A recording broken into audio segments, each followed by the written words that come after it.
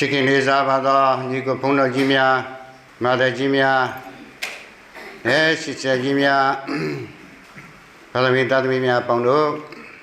Misa Sama, Piodolove, the town is Senga, Tanshenda Jubilee Nema, Jimbado,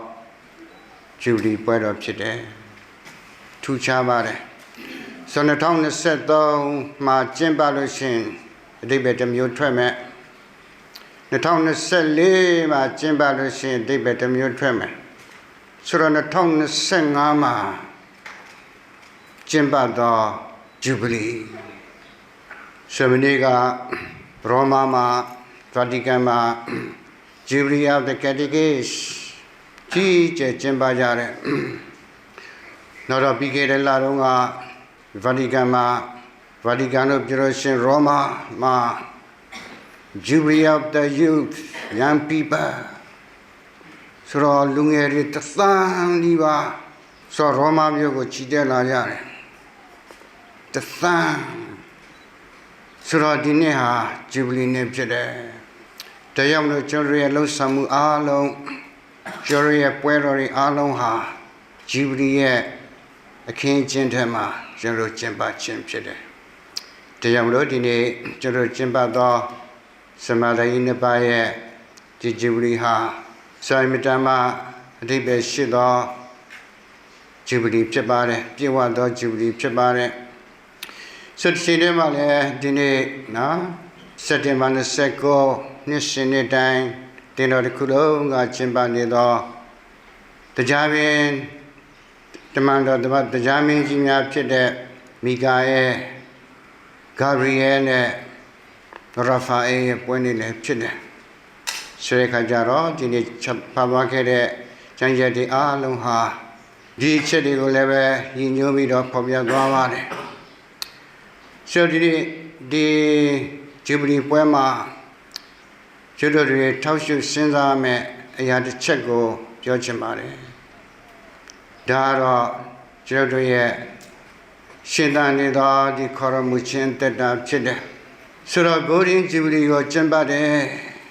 Mulushin Lebe Ninga, Chause, Jubilee go Jambare, Swim, Kamalu Yavare.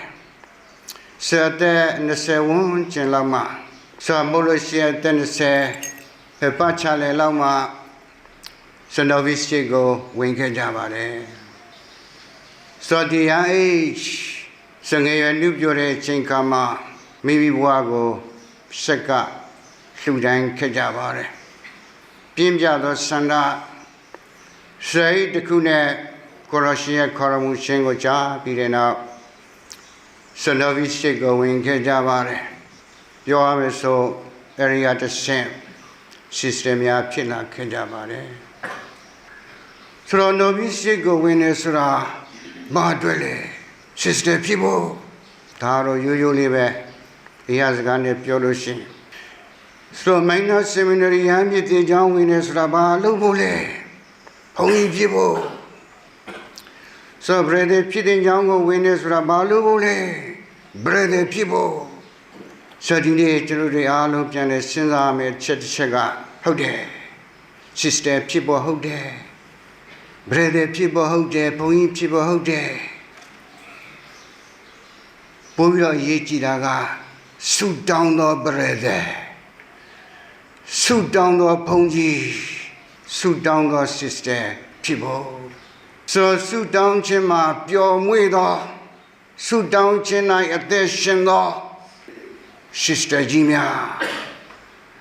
suit down China at the Shingo, Navish,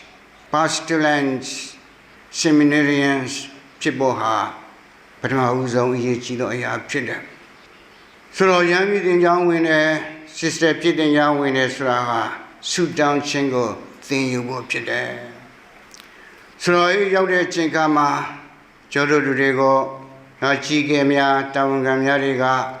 Beggar the meditation Luamle. So suit down Jinsura Bale, a theme for Nebelu, suit down the lay. So take 6 of it, suit down the lay. So the young Lord in a Realo, D. Yambi the John Chim, sister ဖြစ်တဲ့ကြောင့်ဝင်ချင်း brother ဖြစ်တဲ့ကြောင့်ဝင်ချင်းရဲ့ပထမဦးဆုံးတွန်းပို့သောစိတ်ဆန္ဒတစ်ခုဟာဆုတောင်းဖို့ဖြစ်တယ်ဆုတောင်းခြင်းကိုမြတ်နိုးဖို့ဖြစ်တယ်ဆုတောင်းခြင်းကိုသင်ယူဖို့ဖြစ်တယ်ဆိုတော့ဒီဆုတောင်းခြင်းကိုသင်ယူတတ်ပြီဆိုလို့ရှိရင်ဆုတောင်းသော system များဖြစ်လာတယ်ဆုတောင်းခြင်းကိုသင်ယူတတ်ပြီဆိုလို့ရှိရင်ကျိုးတွေအားလုံးဆုတောင်းခြင်း၌အသက်ရှင်သောသာသနာလုပ်ငန်းကိုလှုပ်ဆောင်နေသောသာသနာမှုတော်ကိုထမ်းဆောင်နေသောသာသနာဝန်ထမ်းများဖြစ်လာကြမယ်ဆိုတော့ novice ပြီးတော့ sister ဖြစ်တဲ့ first vow လုပ်တဲ့နော်မဟုတ်လို့ရှင်တဲ့ perpetuity ရှိတဲ့မဟုတ်လည်း25နှစ် jubilee မဟုတ်လည်း50 jubilee ကျင်းပါတယ်ဆုတောင်းခြင်းဟာဘယ်တော့မှသင်ယူလို့မကုန်ဘူးဆိုကျွန်တော်အားလုံးဟာဒီဆုတောင်းခြင်းမှာအမြဲတမ်းအစာပြောသူဖြစ်တဲ့ we never finish learning to pray ဆိုရအောင်လို့ဒီနေ့ဒီမှာရှိကြသောနော်ဒီအဖိစကြီးများသာသနာလုပ်ငန်းကိုရွတ်ကျွံချွေးထွက်တွေးထွက်နေတွေမှာဆင်းပြီးတဲ့နောက်လှုပ်ဆောင်ခဲ့ကြတယ်ဆုတောင်းခြင်းနဲ့အသက်ရှင်ပြီးတော့လှုပ်ဆောင်ခဲ့ကြတယ်ဆိုဒီနေ့သာသနာလုပ်ငန်းတွေနော် pastoral activities တွေဘယ်လိုခေါ်ပေါ့ဒီလုပ်ငန်းတွေအားလုံးနော်ခန္ဓာကိုယ်ရဲ့အနေထားအသက်အရွယ်ကြီးရင်လာတဲ့ခါကျတော့ဒီမှာပြန်နေကြတယ်သူတို့မှာဘာကြံသွားတယ်ကြံတာတခုရှိတယ်သူတို့နဲ့ကပ်ပါသွားတဲ့ဟာတခုရှိတယ်ဘာလဲဆုတောင်းခြင်း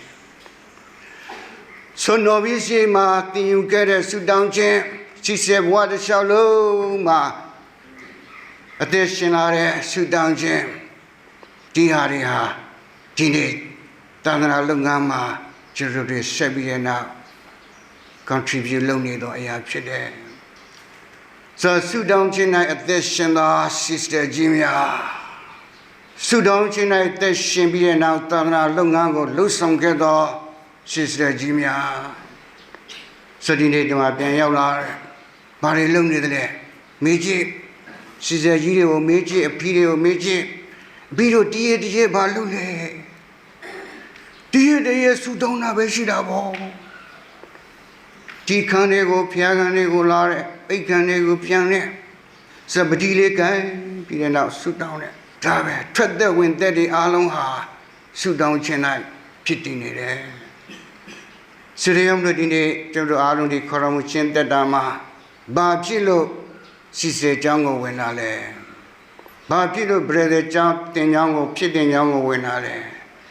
ဘာဖြစ်လို့ယဟန်ဖြစ်တင်เจ้าကိုဝင်လာလဲဆုတောင်းခြင်းကိုသင်ယူဖို့ဆုတောင်းခြင်းကိုသင်ယူပြီးတဲ့နောက်ဒီဆုတောင်းခြင်းအနေထားလေးတစ်ခုကိုအနေအချင်းပေါ့နော်တက်မြောက်လာပြီးတဲ့ချိန်ကကြတော့ဆုတောင်းနေသော system များဘုန်းကြီးများ brother များဖြစ်ဖို့ဖြစ်တယ်ဆုတောင်းခြင်းဟာကျုပ်တို့ရဲ့ဝိညာဉ်ရဲ့အသက်ရှူခြင်းပဲဆိုဝိညာဉ်ရဲ့သက်တာရှင်သန်ဖို့အတွက်ရှင်သန်သောဝိညာဉ်ရဲ့သက်တာကနေသာသနာလုပ်ငန်းရှင်သန်ဝိညာဉ်အတွက်ကျုပ်တို့ဆုတောင်းခြင်းဟာပင်မပဲဖြစ်တယ်တရားတော်ဒီနေ့ဓမ္မတစ်ချက်အနေနဲ့ဒီဆုတောင်းခြင်းကိုကျုပ်တို့တွေအာရုံပြုကြပါစို့စနေနေ့ဖတ်သွားခဲ့တဲ့အင်္ဂလိပ်ကျမ်းမှာနာသနာယေကိုသခင်ခရစ်တော်ခေါ်တဲ့စနသနာယေလာတဲ့သင်နာဖိလိပ္ပုတင်ကိုတေမီအောက်မှာနော်သွားမခေါ်ခင်တရားမှာရှိတယ်ဆိုတဲ့အကြောင်းကိုငါတွေ့တယ်ငါသိတယ်ဆိုတော့ဒီကကြတော့နာသနာယေအံ့ဩတယ်ကိုတော့တပည့်တော်ကိုပဲလို့သိတာလေကိုတော့ပြောသွားပြီဆေးလို့အနေထားမျိုးမှာတင့်ကိုငါသိတယ်ဆေးတစ်ချိန်တည်းမှာပဲဖြစ်တည်လာတဲ့တုတ်ပြန်ချက်တစ်ခုကကိုတော့ဟာဖျားရဲ့သားတော့နော်ကိုတော့ဟာဣသရေလတို့ရဲ့ဘုရင်ဖြစ်တယ်ဆိုတော့သူ့ရဲ့တုတ်ပြန်ချက်ကြားလိုက်တာနဲ့ထွက်လာတဲ့အသံ ဆိုဘာမှသူ့ကိုရှင်းပြစရာထူးထူးခြားခြားမရှိဘူးကြားလိုက်တာနဲ့ထွက်ပေါ်လာတဲ့အတန်ယုံတယ်ဆိုတော့ယောဟန်နောက်တန်ပေထရုနဲ့အတူရှင်မြတ်တက်မြောက်တော်မူသောနေ့မှာတင်ញိုင်ကိုသွားရတယ်ပေထရုရင်ရောက်တဲ့ယောဟန်နောက်မှရောက်လာတယ်တင်ញိုင်တွေကိုဝင်တယ်ဆိုတင်ញိုင်ထဲမှာဆရာသခင်မရှိတော့ဘူးသို့တော်လည်းပဲသူ့ကိုရစ်ပတ်ခဲ့တဲ့အဝတ်တွေတွေ့တယ်ယောဟန်ကြည့်တယ်ယောဟန်မြင်တယ်ယုံတယ်ကြည့်တယ်မြင်တယ်ယုံတယ်ဘာမှထူးထူးခြားခြားရှင်းပြစရာမလိုဘူးနာသနာရဲ့ကြားတယ်ယုံတယ်ကိုရောဟာဖျားရဲ့သားတော့ဣသရေလတို့ရဲ့ဘုရင်ဖြစ်တယ်လူမျိုးတို့ရဲ့ဘုရင်ဖြစ်တယ်ဆိုတော့ဒီနေ့ကျိုးတွေအားလုံးဒီယုံကြည်ခြင်းရဲ့စုကျေးဇူးတော်ကျွန်တော်ရရှိတယ်ယုံကြည်ခြင်းဟာစုကျေးဇူးတော်တစ်ခုဖြစ်တယ်ကိုရောရှင်ပေးတယ်ကိုရောရှင်ဖွင့်ပြတော်မူတဲ့စရိယမတို့ဒီယုံကြည်ခြင်းကနေထွက်ပေါ်လာတဲ့အသီးအပွင့်ဟာကျွန်တော်ရဲ့ဆုတောင်းခြင်းဖြစ်တယ်ကျွန်တော်တို့တွေယုံကြည်လို့ကျွန်တော်တို့တွေဆုတောင်းတယ်ဆုတောင်းခြင်းအသက်တာအဖြစ်သာသနာလုပ်ငန်းကိုလှုပ်ဆောင်တယ်ကျွန်တော်တွေဘာကြောင့်ဆီမီနာရီကိုဝင်တယ်လဲကျွန်တော်တွေဘာကြောင့်နာဗီရှိတ်ကိုဝင်တယ်လဲယုံကြည်လို့ကိုရောရှင်ကျွန်တော်ကိုခေါ်တယ်ကိုရောရှင်ရဲ့ထိတွေ့မှုကျွန်တော်ရရှိတယ်ဆိုတော့နာဗီရှိတ်မွေပဲနဲ့တခြားသင်တန်းကျောင်းတွေကိုသွားပါလားမသွားဘူးဆီမီနာရီကိုမဝင်ပဲနဲ့တခြားလေ့ကျင့်ရေးသင်တန်းကျောင်းတွေသွားပါလားမသွားဘူး So I believe that I'm called to come here ဆိုရအောင်လို့ဒီယုံကြည်ချက်ဒီယုံကြည်ခြင်းတစ်ခုနဲ့တို့တွေဟာရံပြည်တင်ကျောင်းကိုဝင်ခဲ့ကြတယ်သို့တော်လည်းပဲစာဥမှာတော့အေးပေါ့ယုံကြည်ခြင်းနဲ့ပတ်သက်တဲ့အခြေခံအကြောင်းတရားတွေပြည့်ပြည့်စုံစုံရှိခြင်းမှရှိမယ်သို့တော်လည်းပဲလေ့ကျင့်ပြောတော်မူမှနဲ့ဘုရားရဲ့တည်တယ်မှုမှာကျွန်တော်တွေယုံကြည်ခြင်းတက်တာခိုင်မြဲလာတယ်ရှင်သန်လာတယ်ဒီယုံကြည်ခြင်းကနေထွက်ပေါ်လာတဲ့အရာဟာဆုတောင်းခြင်းဒီဆုတောင်းခြင်းနဲ့တူတွဲပြီးတော့ပါလာတဲ့အရာဟာအာရပျော်ရွှင်ခြင်းဒါကြောင့်ဒီနေ့ဒီချက်ကိုနသနာအဲသူ့ရဲ့ဘဝမှာကောင်းကောင်းမွန်သူတွေ့ရပါတယ်ခင်ခရစ်တော်သူကဂတိပေးတဲ့ဆရာလေးပြောရုံနဲ့မင်းယုံနေဆိုလို့ရှိရင်ဒါရဲ့ကြီးမားတဲ့အရာမင်းတွေ့ရအောင်မယ်ကောင်းကင်ပွင့်တာကို၎င်းတရားတမန်တွေဆင့်တက်တာကို၎င်းသင်တွေ့ရမယ်ဆိုတော့ယုံကြည်ခြင်းရဲ့နောက်ွယ်မှာဖြစ်တည်လာမဲ့ဆုလတ်တော်တွေဆရာလေးပြောရုံနဲ့နော်တေမရောက်မှရှိနေတာကိုငါတွေ့ရတယ်ပြောရုံနဲ့မင်းဟာယုံနေဆိုလို့ရှိရင်ဒါရဲ့ကြီးမားတဲ့အရာတွေမင်းတွေ့ရအောင်မယ်ကောင်းကင်ဖွင့်တာကို၎င်းတရားတမန်တော်ရဲ့ရှင်းတဲ့လုပ်နေတာကို၎င်းတွေ့ရမယ်ဒါကြောင့်ဒီနေ့ဒီမှာရှိကြတော့စစ်စစ်ကြီးများ